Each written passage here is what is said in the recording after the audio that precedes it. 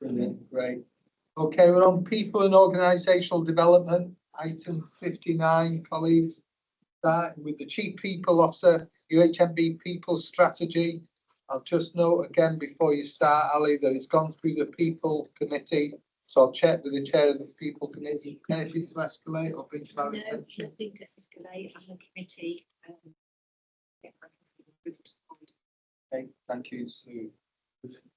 Thank you. So I think it's fair to say that there's been a huge amount of engagement in the development of this strategy. So we engaged with hundreds of colleagues across the organisation, our inclusion networks and our local inclusion partners as well. And all the feedback that we got triangulated perfectly with the National People Plan and the People Promise.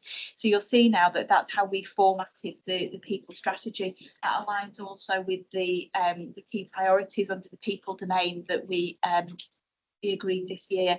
So we've basically kind of looked at this with 4 lenses.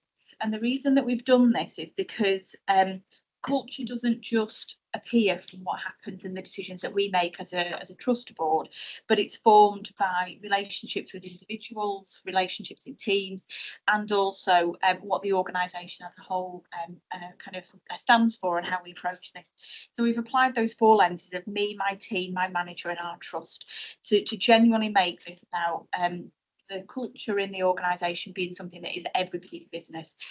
And the important bit for us was that we did this as something which was about accountability. So it wasn't just about a give, it was a give and a get. So we've set it in the form of a deal that sets the expectations of individuals and teams as well as for the organisation. It will be underpinned by an annual work plan. So this year, for example, it's the things that are in the trust priorities under the people domain align with this, and we'll refresh that on an annual basis. And it will also align to the work that's happening nationally around transforming people services, which is a national programme previously called the Future of HR and OD, but it's now become Transforming People Services, because we recognise that we have to change what we do in people services and how we deliver things to also make sure that this comes to life and this works. So there'll be toolkits, guides and training there to support the bringing this to life, because it's important that it isn't just words, it's actually embedded through all of the processes and all of the interactions that we have.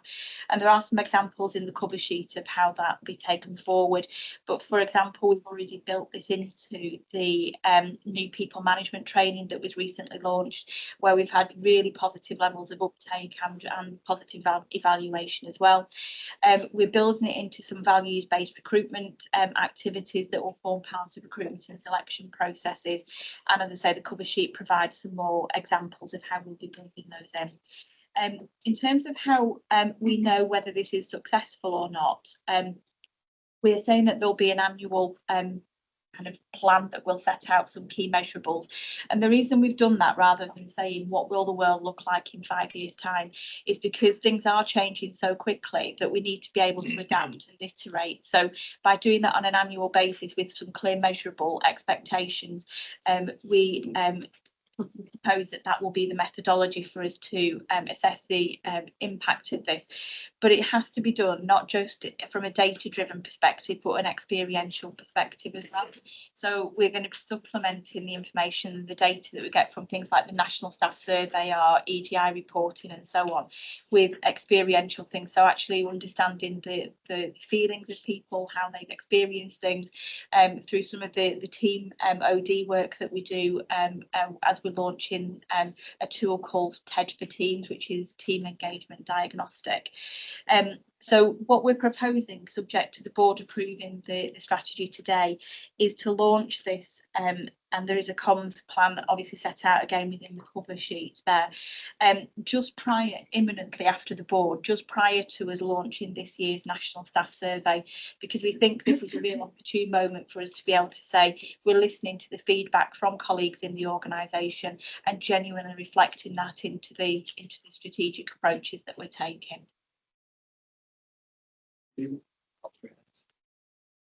Okay, it's gone through people committee, you endorse it. Any questions? Just the recognition, Chair. I think been a part of exec teams that have built strategies like this previously. I think this is the one that I've seen that draws the best connections between national policy, a true bottom-up listening to colleague approach, and a really great tactical kind of connection to staff survey and what we want to do next with colleagues. So testament to Ali's leadership, I think, in this space and the connections with the national teams that Ali has put us in a really strong position. I would particularly advocate from the 12-month momentum, the annual plan, what we're trying to achieve. I do think particularly for culture and people programmes, when we set out 5-year deliverables, we spend a lot of time trying to think through how do you measure that over 5 years. You end up taking cultural markers, which are difficult to kind of triangulate. So my only ask is when we take this through the annual plan and the planning with care groups and the people committee, that we do give some thought about that. I guess the momentum and the ratcheting effect of the year on year and the connections there, given that we have got the 5-year view, it's just it's an exemplary piece of work. I think it's something easy to support. Karen? And Sarah? Yeah, just a couple of things to highlight that were really were brought out in the committee, and the first was the really strong and welcome theme around individual cultural accountability. So culture can often be framed as something the organisation does for me or for you, but actually it's really strong and really welcome. And we can see how that's threaded through appraisals and training and leadership development and so on. And the second point that the committee were very supportive of was the production of an easy read version. So very much reflecting inclusion, very much being a really practical example of that. And the committee recommended that any learning from the production of the easy read version could be shared with colleagues into production of other easy read strategies. So just a quick point there. Sarah? Thank you. This sort of follows on from that in a way. I noticed there'd been engagement with about 300 colleagues as part of the development week, which is great. And apologies if this is mentioned elsewhere. Just in terms of reaching all the different parts of our workforce and the different interest groups and things, could you just provide a bit more context around that, just to provide some assurance that this represents all that stuff? So we kept a real tally of, we went into, we took this out and we allowed people to come in. So it was a push and a pull in terms of engagement. And we kept a tally of staff groups, demographics, and we were really keen that the inclusion networks played a significant part in the kind of framing of things and the language and making sure the content was appropriate. And equally, we then went out to test that then further with our local inclusion partners. So yeah, if we want to see the breakdown, then we've got the detailed breakdown by staff group and site and all that kind of information. That's great. That's really good to hear, Ali. Yeah, that's really great. Thank you. Any further questions? Ali, on the paper? No? Just a comment, really, Ali. I thought what I really liked is having just done one at the university ourselves. But what I really liked about this was the transparency of what we've still got to do and actually putting those statements out there, which I think are really culturally will resonate with people that we're not up here looking down, that actually there's still collectively things to do. I thought that was great. And just on that, we were really careful about where we say we're with the kind of the great place to be cared for, great place to work. We were really careful to say that this is a journey, and we're not there yet. Okay, thank you. So we're asked to approve the people strategy, colleagues. Yeah, Absolutely. and also to be assured that the people committee will monitor the implementation.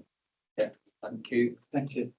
Move on, item 60, still with you, Chief People Officer, inclusion reporting. Presenting the annual inclusion report for 23-24, and there's a series of papers that are amended to the report around disability, race equality, sexual orientation, etc. I'll just check, Ali, that this has been considered by the People Committee. Anything to escalate, and you endorse or not?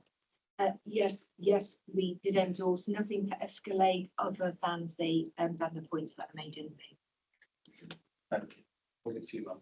I'm just going to summarise because there are hundreds of pages associated with this, and what we could have done was do an annual report, but then do all of the other reporting at the times that they're scheduled to be submitted.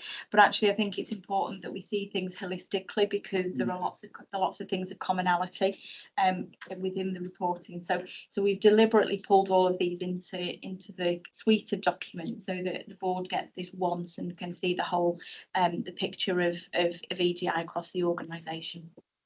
So we do require board approval for this to be published in line with our statutory duties under the Equality Act. And what this does show, I think, is the continued improvement journey that we're on around equality, diversity and inclusion. And we've got lots of measures that have improved in the reporting measures within the reporting metrics within the relevant equality reports. But we have still got more to do. So I think it's really important that we recognise, whilst there are improvements, we still have lots more work that we need to do in this space. The report set out the activities that have been undertaken throughout the course of the year, and they fulfil all of our statutory and mandated reporting requirements. So if I just work through a few points from each of those, and then I'm happy to take questions. So for the RES, which is the Workforce Race Equality Standard, we've seen improvement in most of the measured metrics within that standard, and we've seen notable improvements around the perceived fairness in recruitment. So that was a 5% improvement. What we didn't see was the corresponding improvement with the translation from people being shortlisted to actually being appointed. So whilst there was a perceived improvement, it wasn't an actual improvement in terms of the translation to appointment. What we have seen is the complete removal of the disparity for BAME colleagues against compared to white colleagues experiencing bullying and harassment from managers, which is a fantastic position, and something which I know the Trust has worked tirelessly on for several years, and we've seen that continuation of that journey culminating in this, but recognising we need to continue, we can't rest on those laurels. Work still to be done, particularly around the discrimination that's experienced from colleagues by our BAME colleagues, and to look at improving career progression equity. And with that, I want to link now into the MRES, which is the Medical Workforce Race Equality Standard. And the reason I say this is because if we look at the demographic of our workforce, our highest proportion of BAME colleagues are those within the medical and dental staff group.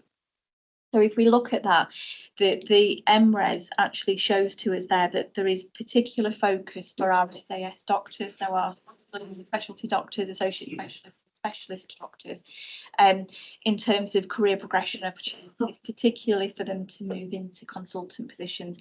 With the new contract, the new SAS contract, and the ability for us to create specialist roles, there's a big push in that in the organisation as well, and we're moving to several appointments in that, which I think again will be helpful in that area. But there is a working group established particularly for this to make sure that we're doing the right things and we're supporting those SAS doctors. The Workforce Disability Equality Standard, we've made some progress here as well, but fewer when compared with the kind of the improvements that we've made with the RES.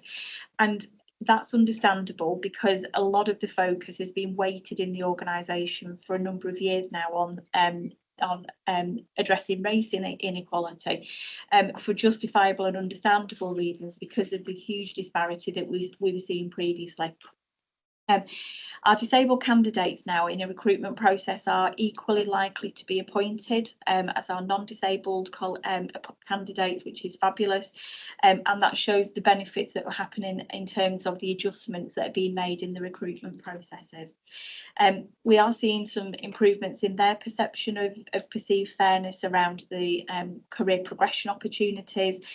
But we have seen across the board for disabled and non-disabled colleagues experiencing bullying and harassment. We've seen an increase for both disabled and non-disabled colleagues, but what we haven't seen is any change in the disparity ratio between the disabled and the non-disabled colleagues.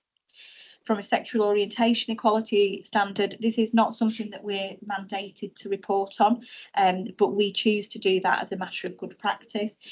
Some of this is more limited in terms of the validity and the kind of data quality aspects, because we have got a significant proportion of our employees who choose not to declare their sexual orientation. So our ability to report on this area is less robust than in some of the other equality strands. But what we are seeing here is career progression measures are broadly similar for LGBT colleagues as they are for heterosexual colleagues. And we are seeing there this time that we've got fewer LGBT candidates who are again moving through from being shortlisted to being appointed. So a similar scenario to the experience that we've got for BAME colleagues. Gender pay gap, we've seen a reduction of about 2% in the gender pay gap, but we still do have a notable gap there by both measures. So we measure nationally through a mean and a median measure, and both show a differential. I think it's important to note that we have an element of skewing in the data with this, because again, the demographic profile of our workforce shows that we have a higher proportion of males in the medical and dental staff group, which is the highest earning staff group. So there is a kind of an element there that needs to be understood. From the bonus pay gap, this is mainly associated with clinical excellence awards, which only apply to the consultant body in the organisation. This year, for the reporting period, we distributed the local clinical excellence award pot equitably across all eligible consultants.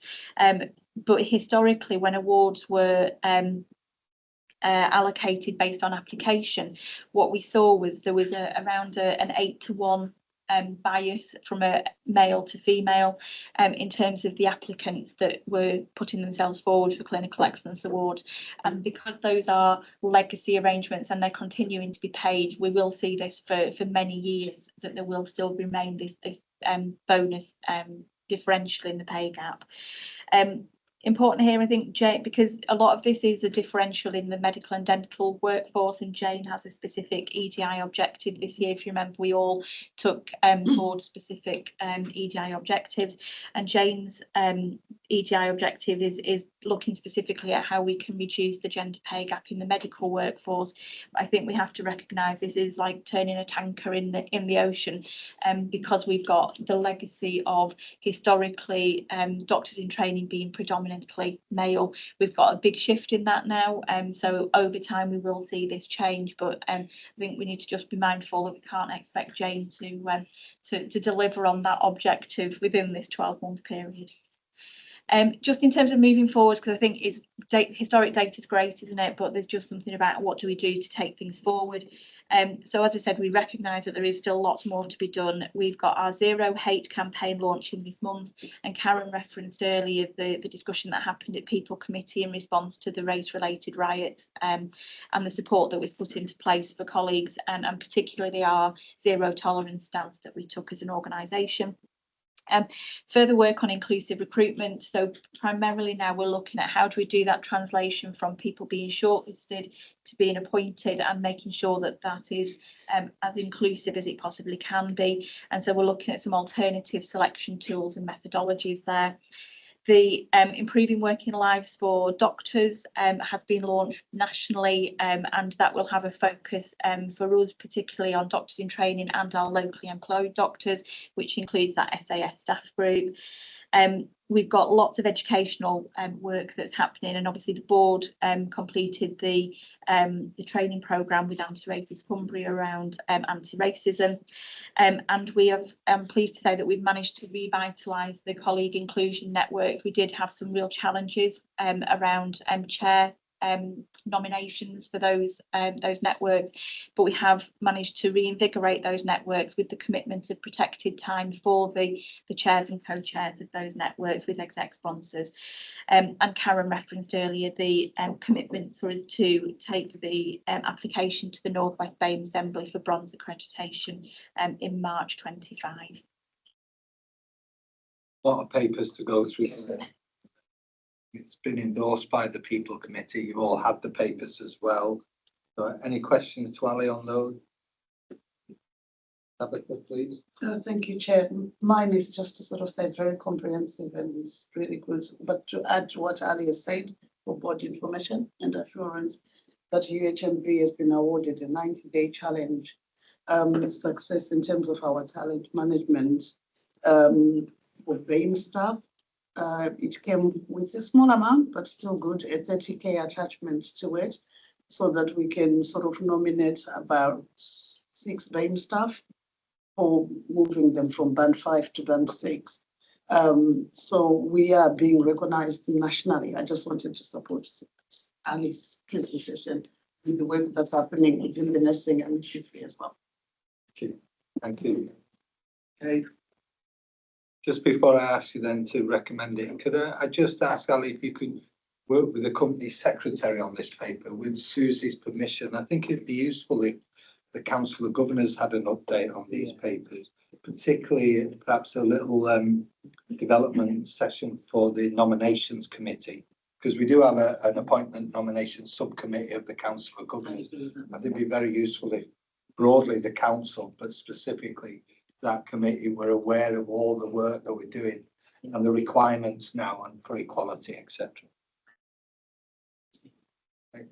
Okay, we're asked to just to assure ourselves that we met and exceeded actually our statutory reporting obligations.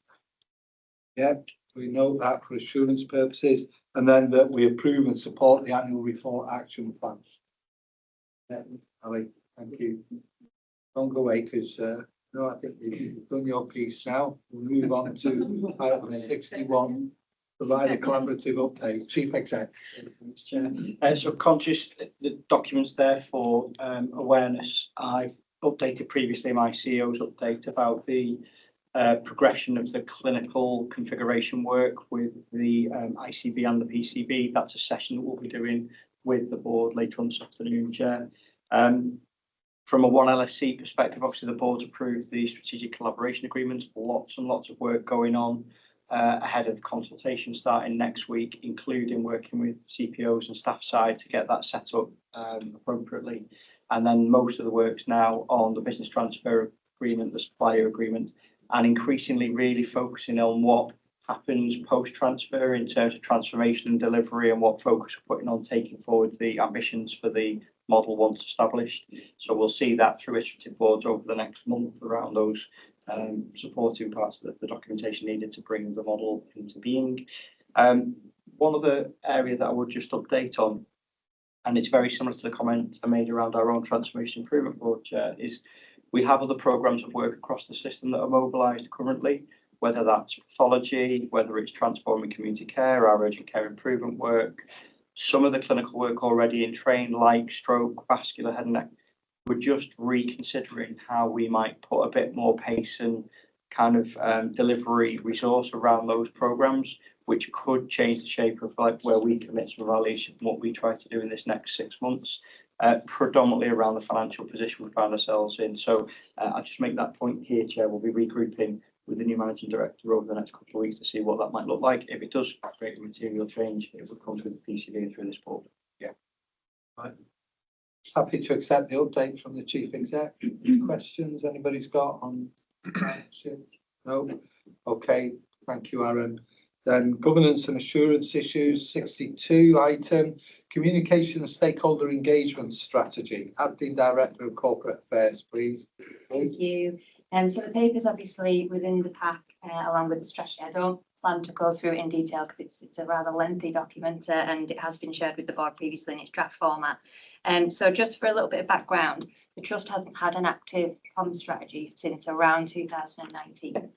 So it has been a piece of work to really try and bring us up to date and also try and look forward on how we can improve the comms channels that we've got and introduce new ones that will help us to be able to communicate stakeholders, staff a lot more effectively.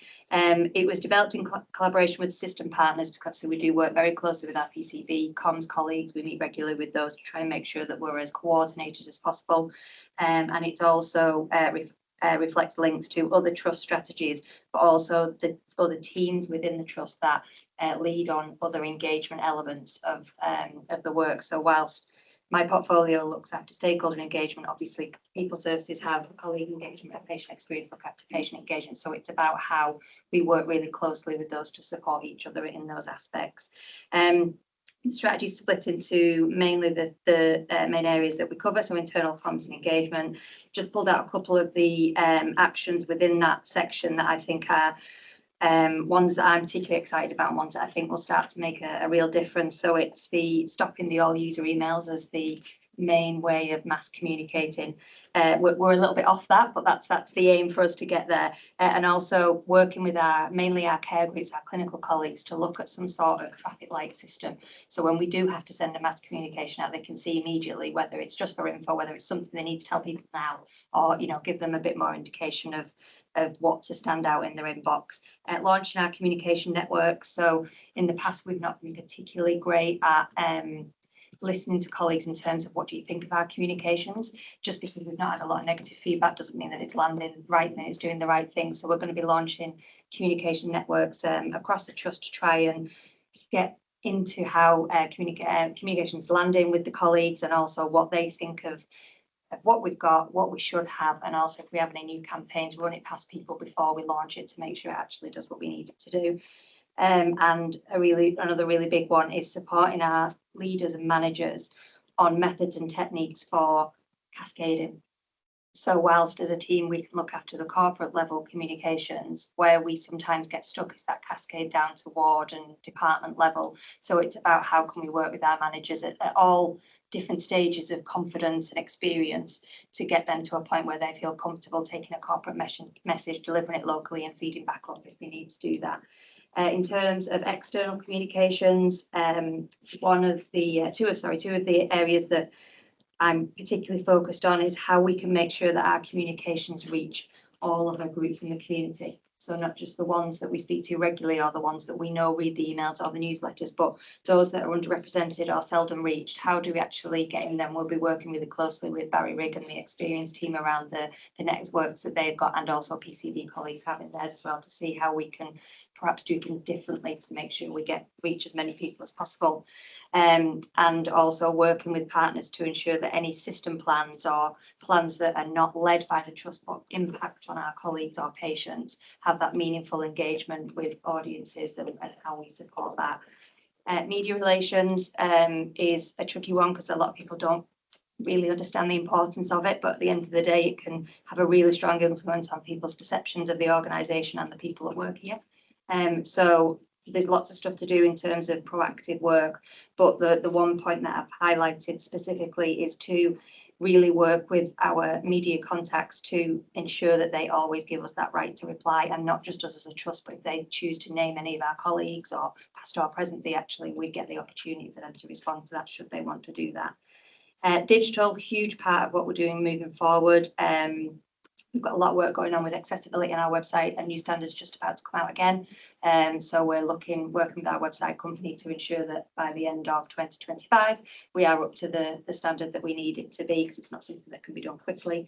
And we are looking at different digital methods of speaking to our colleagues. So things like closed Facebook groups, setting up a WhatsApp channel that people can subscribe to, all those different ways, especially for those people who can't access email or choose not to. How can we get to them in a way that suits them? And it'll obviously all be self-nominated, so it isn't something we're imposing on them. In terms of delivery, a detailed annual plan will be produced for every year. The first overview delivery plan is included within the pack, and my team have worked on the detail that sits behind that about the who, the when, the why, and how it'll be measured. In terms of measurement, we haven't been great at it in the past, being perfectly honest. We've not been proactive at looking at that, which, coming from a PR agency background, is not something I'm used to, but it's something that we need to get back on top of. So it's ongoing and real-time evaluation, and it's the sort of things we'll look at listed in the strategy. I've particularly pulled out the ad hoc surveys and polls that we'll start to do, not just on internal channels, but perhaps look at how we can use social media and things like that as well. The feedback from our communications networks, which I think will be one of, if not the most important feedback mechanism that we'll get. Analysing the website and social media channels. There'll be quarterly updates to board in terms of progress on how we're getting on. And I also keen for us to work with our PCB comms colleagues to agree a common set of measurables that we're all using. So, you know, if the ethos is for us to start working as one and we're evaluating something different, it's really difficult for us to look and learn from each other. So I'm keen for us to do that. Two risks I wanted to pull out was resources. We are the smallest comms team in the PCB. Capacity can be an issue if we have sickness, which we have done this last year, but also, as with every team, the expectations that come with all the system work, etc., can at times put real pressure on the team. So it's about how we mitigate that day to day, and we have regular reviews with the team and just keep their health and well-being at the top as well as delivering. And the collaborative working, again, it's sometimes difficult as one organisation to get things approved and get them out on time. When you've got 5, it's a very different boards. It can be quite difficult. And as I said, mitigations for those risks are picked up with the day-to-day management with me and my 2 deputies. It's all on you. Thank you. Good comprehensive overview of the paper. We have discussed, some of you will recall the draft paper at the board anyway. We know this will come under the remit of the People Committee as one of our working subcommittees. Any questions to Lou? Brian, please. No, it's just really interesting, and just a point of interest really, do you have a social media policy for staff that misuse social media? Yeah, we do. So part of it, the part of it that my team look after is more the guidance on how to use it, the do's, the don'ts, but it is being reviewed by the end of next month. It is, because obviously with the changes that have gone on with X4 and Twitter and the rise of things like Nextdoor, etc., and Facebook becoming a lot more popular, we are going to review that to bring it up to date and look at some national guidance that's come out. But then in terms of the misuse, whilst it references that, it is picked up as part of people services policy. And my only question, just because we've been dealing with some of those issues ourselves, is around any trainings, maybe too strong a word, for staff to help promote social media coverage of the organisation. We've been thinking about running cafes. Yeah. Lunchtime So for staff to we've cover done that it. previously. I mean, we're really lucky. We've got a really active colleague. I think we've got something like 130 separate Twitter accounts from teams and individuals that work with us, and we work with them really closely. But we are, as part of our colleague networks, going to start doing, probably as an introduction to the networks, do little focus groups on certain elements of our team. But we do absolutely offer that support to them when they set them up. Alan? Yeah, just a really good piece of work, Lou. It's good to see this coming together with a coherent strategy for delivery in this space. I just want to draw a connection with the people strategy, and when we talk about culture, it's often described as the dominant conversation in an organisation. So I think this principle of cascade and accountability for teams and leadership groups to take key messages and have the conversations from within, rather than rely on a communications team pushing everything out, is a really key part of what we're about. I can't tell you the amount of times I've been on boards, departments, and I talk about something that is quite important to being discussed and people don't know about it, but I know team briefs talked about it. I know that it's been in 2 or 3 pieces of work and it's still not quite getting to where it needs to get to. So I particularly like that strategic shift, and it aligns really well with it. Yeah, I've already started conversations with Rebecca around how, because I know it's a key part of the people strategy, how we can work together on that, and perhaps look at the leadership development programme or that kind of thing to do that. Rebecca Coombs, sorry. To how we can work together to bring that into that. But no, it absolutely is, and you'll tend to find that the people know about the things that matter to them. Yeah. So they might not see something about something we matter, if it's about car parking, sorry, or anything else, then they do know. So it's about how we get them interested in them. So well. Another quick point, if I can, Chair, is social media as a thing. It has really mixed press, rightly, because there are real good opportunities for sharing good practice, for teams to connect, to listen and connect with communities. And a lot of our communities use social media platforms to engage. And I know there are mixed views in the leadership teams about it.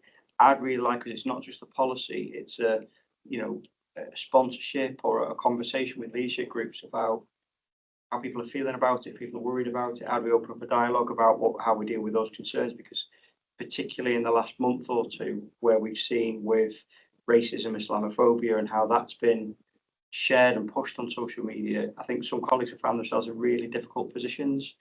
And a lot of people aren't ready for that. It's how do I cope with that then? So I do think we do need to do something a little more on the educational side with social We can media. use our network sessions and, Yeah. you know, I know that the social media side of the team were looking at doing team sessions and Yeah. going out, because the network sessions won't just be on Teams, they'll be in the hospitals as well, so we'll pick that up. Please, no.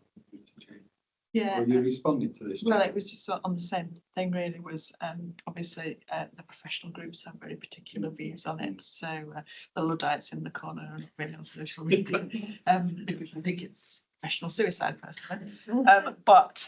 So we work with our teams on that. It's slightly different, more general thing, but effectively, if you put something on Twitter and you put a like against it, GMC will say you're liking that as in your role as a doctor, and therefore, so there's sort of some slight We do slight on professional things. things So within hours as well. yeah, we've sort of we try and work with teams. We sort of drifted into staff well-being, I think. Yeah. There are various views about social media. I'm share your view really, Jane. I think there are risks to it. People need to be aware of it.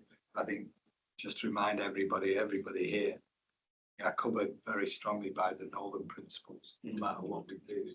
If you think you're talking as a private individual, you are not covered by Nolan. You're a public servant. So just keep that in mind. Are you going to say something? Yeah, it was twofold. One was on the social media, and I'll keep it short because we probably feel like we've got a bit about it. Certainly, the DDAP professionals are acting quite strongly in terms of shutting down accounts, particularly with what we've done with Twitter. I think as a professional group, we have actively used social media. It's sort of been one of our tools, whereas we recognise that in other professional groups, quite rightly, people have not felt always comfortable. And we've seen that there can be great benefit from proper use of social media, proper professional use of social media. Remembering that this is no good saying I'm saying this as a personal opinion, because you're not. But yeah, because of the circumstances over the last sort of 3 months, there's been a significant advocacy amongst my professional leadership group to actually either close down accounts or make them publicly dormant, i.e. what you say is my account's gone dormant. Because actually things may change, so, but it's a way you won't fit. So I'm just feeding that in. I think the other thing, very good strategy, thank you. You mentioned a few times around being able to make good use of digital, and you started off with a comment to them. It's always the same thing, isn't it? There's just so much email that people are having to deal with that's coming into their box. I think also what I often say is using our capabilities, particularly our core capabilities, the Microsoft capabilities, is not just the responsibility of the comms team and the training and development team. Please go back to your digital colleagues, because Microsoft is a much better tool than it used to be. There are an awful lot of things that you can do about it, but what we are finding is that actually we're not developing ourselves well enough as organisations in getting the best out of it and actually showing our people how to get the best out of it.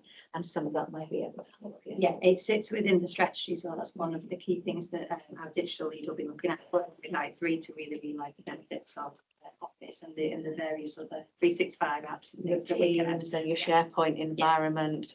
There's a lot you can do with that, but it has to be done really well as well, because the other things it can kind of get a little bit of time. It's a bit of a tiger, and it can get away from use of the IG is really important. Suddenly you find that there's lots of communication channels and there's lots of data being cast around those communication channels. We don't always know who's got access to it. But again, why you need your IG and your digital and data colleagues to be guided. And I think the important thing You for don't us, mind, you know, I'm holding you accountable here as the acting director of corporate affairs. You've given us a paper on communications and stakeholders, and we're going off on little avenues.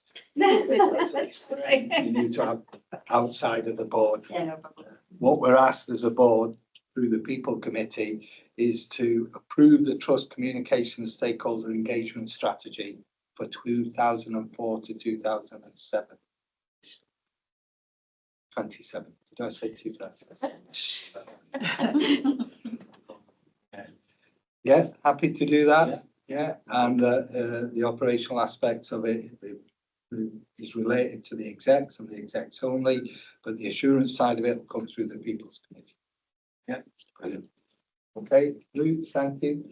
And thank you, colleagues, both the Chief Exec and Nicola, for taking us down different routes, but it is related. Okay, you can carry on those discussions outside if you wish. Item 63 then, Chief Medical Officer, appraisal revalidation medical governance report. This is part of our annual statement of compliance to the NHSE North West anyway. It has been considered by the People Committee. I'll just check, Jane, before I bring you in.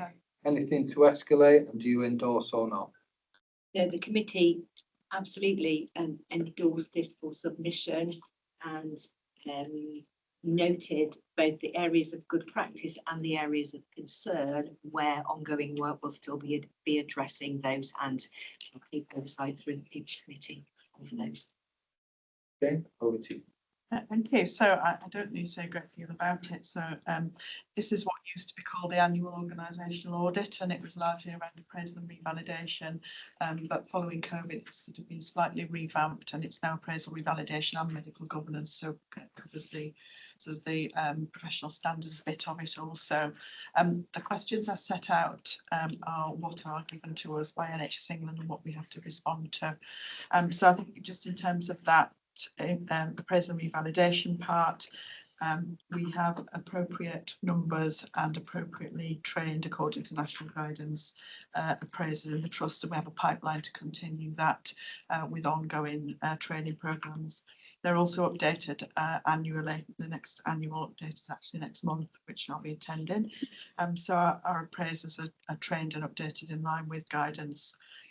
I'm pleased to say we can assure around 100% of appraisals. We've got a completion rate of 96.7, but we know why the other ones weren't completed, and that will be people who are on maternity leave or long-term sick, etc. But there's nobody whose appraisal has not been completed that we don't have a good reason for.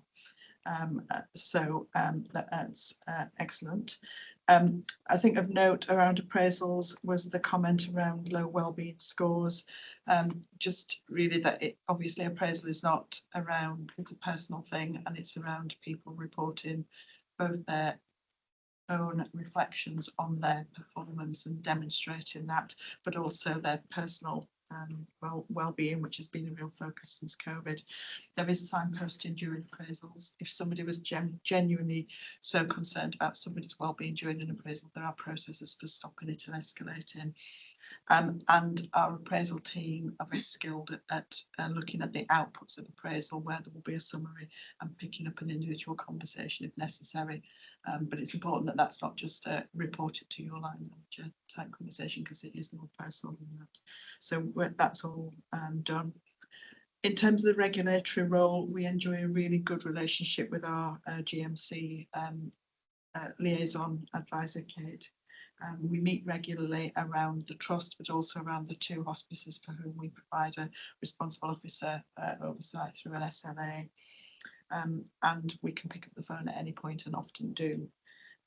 We take part in all of the responsible officer and GMC updates as a team. And we also use the services of the GMC on offer for education. So we've done sessions around our new good medical practice guidance that came out.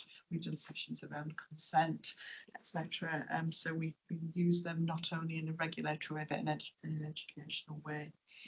The focus going forwards from some of these things is to ensure that we are compassionately delivering those regulatory processes, because there's been a huge amount of work recognised in the last number of years about how stressful those processes are to go through. I think we do that. We have in line with other staff groups, we have an advisory group that looks holistically at various cases and will advise not only on pace of progression of regulatory processes, but also on those well-being and ensuring that we have done all of the right things for the person involved. We also have a good relationship with the other responsible officers in the region. I meet the other medical directors weekly, and we are able to share and network as necessary and look for support from each other. So really that's all I wanted to say about it. I think appraisal revalidation and medical governance is generally in a good place, and we've got things to work on which we'll continue to. That's it. Recognised to be considered by the People Committee. Any questions or issues anybody want to raise with Jane? No? Okay, we're asked to note it. People happy to note the content and also approve the content, which will then be submitted to NHS England North West as our annual statement of compliance. Yep. Right, thank you. So that's been approved. Jane, thank you. Item 64, Company Secretary, the Board Assurance Framework. Thank you, Mike. The Board Assurance Framework last came to board in July, and we've committed this year that we'll bring the Board Assurance Framework on a bi-monthly basis. So we've taken the Board Assurance Framework through our assurance committees in the last cycle of meetings, and what you've got in your covering report are the areas of further assurance or action that the assurance committees have identified. For the ease of the board, I've extracted from the board reporting tool, which is appended to the report, the highlights. I'm not intending to go through each one, Mike, but I will just highlight 2 or 3 that are relevant. We've referenced on a number of occasions the challenging financial position that would normally warrant some additional focused work to support a more comprehensive view of the BAF. I haven't undertaken that at that point yet because obviously later today we're going to have a financial forecast from Chris, so I would like permission from the board to undertake some additional work in the light of the outcomes of that discussion, capturing any particular mitigating actions and further controls or gaps that under the kind of use of resources domain. So to stop you there now, I'll take that as a formal proposal to the board. Happy for the Company Secretary to proceed with that work? Yep. Sounds good. Just a couple of other points that I want to highlight. Following on from the board workshop that we had earlier in August, where we looked at a number of strategic delivery items through our workshop. I'm working with Scott and the executive team on a revised delivery plan, which will result in a revised board forward plan. So one of the outcomes of the workshop was to make sure that real visibility and understanding of the board as to where various strategic pieces of work were going to be held. So we've done some interim work again, pick that up in the next quarter, and where appropriate, we'll update the assurance framework to reflect that. The last point then talks to the penultimate paragraph on page 343 of your pack, where we captured the reference that was made by Sarah relating to the escalating risk arising from potential impact of the general practice collective action. Following on from the concerns that were raised, a referral was made to the risk management group in accordance with our risk management arrangements, and I'm pleased to be able to confirm that there is a risk on our risk register now relating to that. It's a trust-wide risk level status, and as such, it is a standing item now on our risk management. As and when is required, we will then appropriately escalate that through our structures, including to the quality committee, if needed, Mike, in the next phase. Those are the comments that I've got, Mike. I'm happy to take any questions ahead of sort of adopting the board assurance framework, noting the additional work that we'll take in the next phase. Thank you. Any questions or comments? Company Secretary's concise report. Sarah? Thank you, and thanks for that update, Paul, on that risk. That's great. So this is a question I asked at Quality Committee, and Paul rightly said it was something that had been agreed at board. So I'm going to ask it again, and we can either discuss it or not. But under the risk that relates to quality, which is on page 350 in the packs, the first sort of bullet point under the risk says this is due to, and it says consistent non-compliance with regulatory standards and contractual standards for patient safety and quality of care. And I just wondered whether that language is actually in line with where we are now as a trust. It feels like either consistent or all regulatory standards. There's something that doesn't feel quite right in there, whether it's fluctuating non-compliance or consistent non-compliance with some regulatory standards. Good question. Thanks, Mike. Yeah, just to draw the board's attention to the final paragraph in the corporate report, that's prompted us to decide whether or not actually a mid-year review is probably required. And you'll see that the recommendation there, or the proposed action there that we're going to do in the next phase of work, is that through the assurance committees and the audit committee, we'll undertake a mid-year review of the risks and the wording as to whether or not that remains consistent. So the position, if you like, when we did the assessment 6 months ago, does that still hold valid? And therefore, hopefully that action will address that. So in the next phase, we'll undertake that piece of work and report through the highlights next week. So Just define the next phase, because we're 6 months into the year now. So is it the next subcommittees? that we'll- next subcommittee, yes. Yeah, you can just check with the chairs, you're comfortable with that? Yeah, okay. Yeah, thank you. Does that address that? Yeah, so I'm happy that it should be reviewed. Chris, I'll just check, you just rubbing your hands and making. Sorry, Chair, rubbing my hands, yeah. You've just been for a bit then.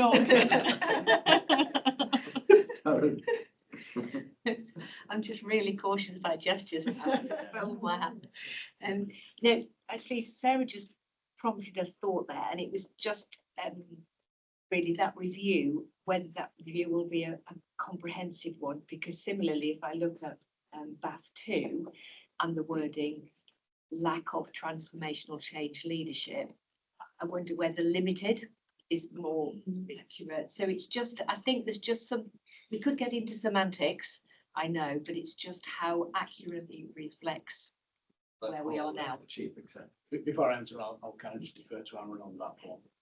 That's very much something that came through in this latest round of discussions, whether or not something that we did 6 months ago, which we've gone through a couple of reviews and iterations. Will that then, if you like, provide us with that focus for the remainder of the kind of financial year?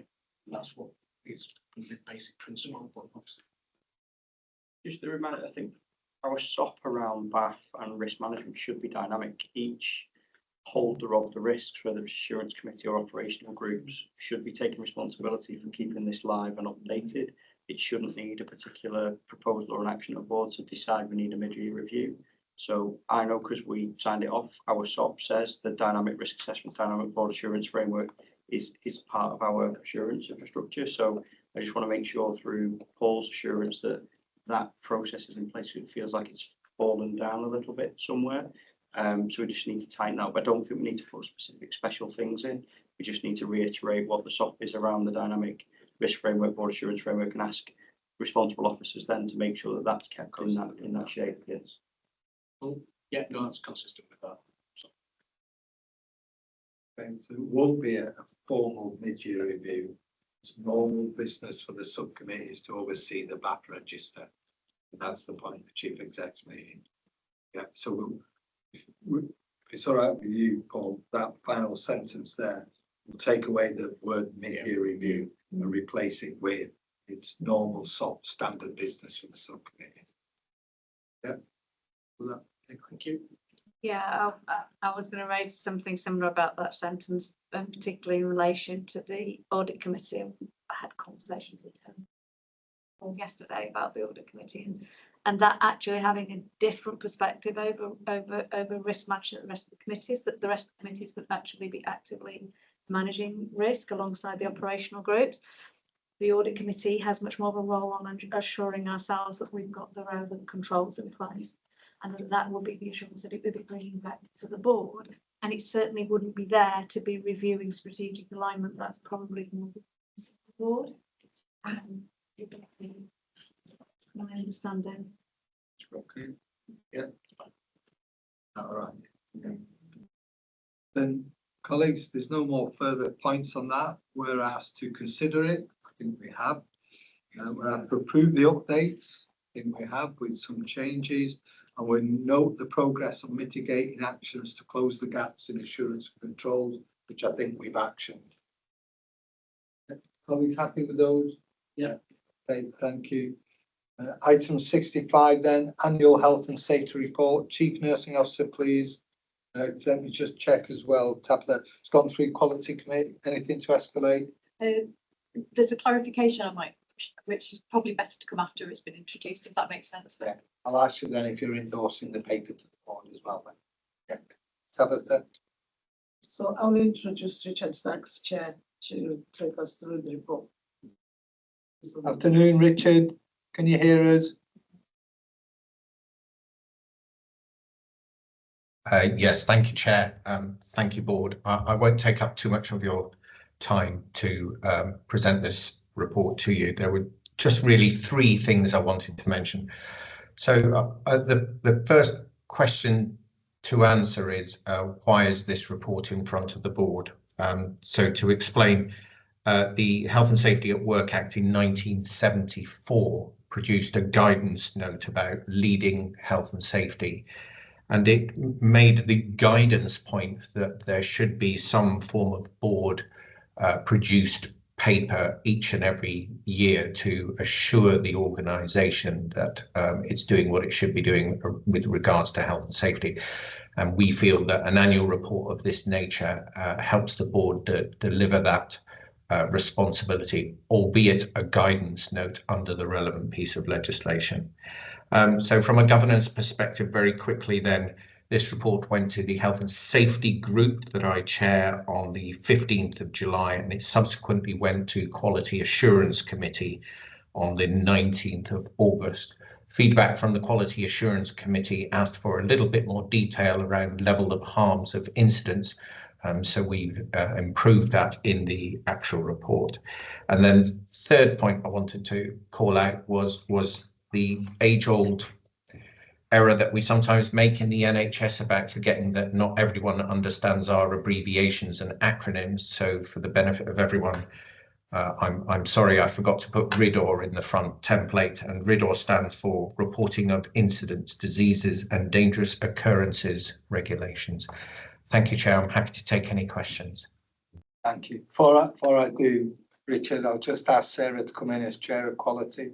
Yes, thank you. And so to confirm, we did discuss it, and actually I can see in the report that the clarifications that Quality Committee sought have been included, which basically related to the fact there'd been an increase in incident reporting, and that's now explained, and the point about harms, which is then reflected, as Richard says, in the RIDOR submissions. So that's dealt with those clarifications. So for assurance purposes, you're happy to bring this paper to the bottom, okay?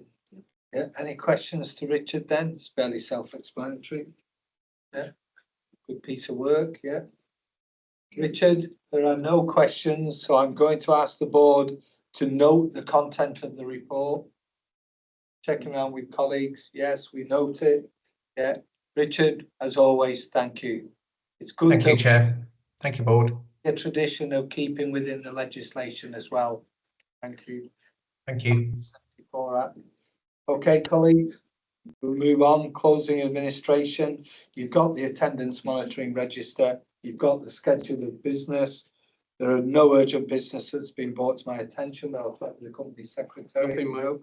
And then just before I do the date and time of next meeting, our colleagues who are here today happy that the board business was covered sufficiently? Yeah, you feel that the papers and everything gave you the assurance information and data? Let me just check. Nobody's going to leave the meeting thinking, oh, I should have raised this or I should have talked about that. Can I just make one comment, because this is my first formal board, that actually I have found the way in which the data has been presented exceptionally good compared with some of the other boards that I've been involved in. So my commendation to those people who are putting it together. I'm always looking for an explanation of why, and I think maybe there might be areas you might find me asking a little bit more digging in about the why. But I think on the whole, I think I particularly like the visuals and the fact that each you tell the story about the performance on a page. As Paul, company secretary, will often remind us as non-executive directors, there's a huge amount of work that goes on for the papers as they head this way. There are different authors, there are different drafts that go back and forth from the execs. So I think we'll take that as a commendation from yourself, Nicola, if our exec colleagues could pass it on to relevant teams. Okay, on that basis then, I will close the meeting, public board at 12:16. Thank you, colleagues. Yeah.